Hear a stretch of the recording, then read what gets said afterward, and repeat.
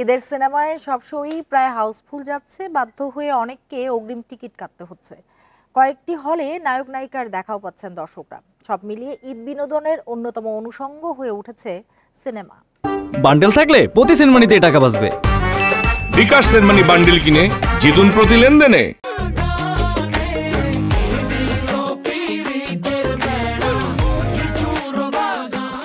এবারও ঈদে মুক্তি পেয়েছে ৬টি সিনেমা।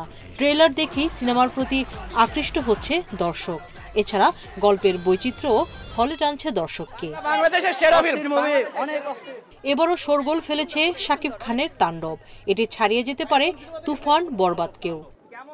সবার হলে এসে দেখা উচিত। তাণ্ডব সবথেকে বেস্ট, আমাদের ইন্ডাস্ট্রির জন্য এটা একটা বেস্ট মুভি ছিল। শাকিব খানের সাথে নিশো এবং তার সাথে সাথে সালাউদ্দিন লাবলু এবং আর যারা আছে, অসাধারণ অভিনয়। এবং আপনি বিশ্বাস করবেন না, আসলে না দেখলে আসলে টুইস্টগুলো একজন এদিক থেকে ওদিকে না গেলে এবং আপনি কোনো বুঝতে পারবেন না। আমাদের Bangla cinema day by day যে উন্নতির পথে এগিয়ে যাচ্ছে, তাণ্ডব তারই হচ্ছে একটা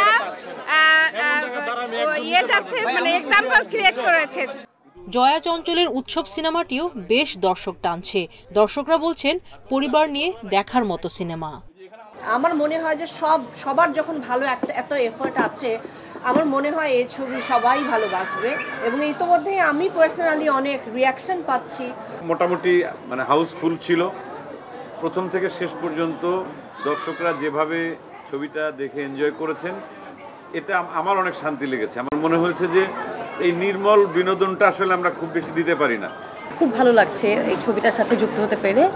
আর এটাই আমি বলবো যে উৎসব একটা পারিবারিক ছবি, যেখানে আপনারা পরিবার, বাচ্চা কাচ্চা সহ বয়োজ্যেষ্ঠ সবাই এসে এই ছবিটা একদম এক বসায় দেখতে পারবেন। কি ব্যাপার আঙ্কেল?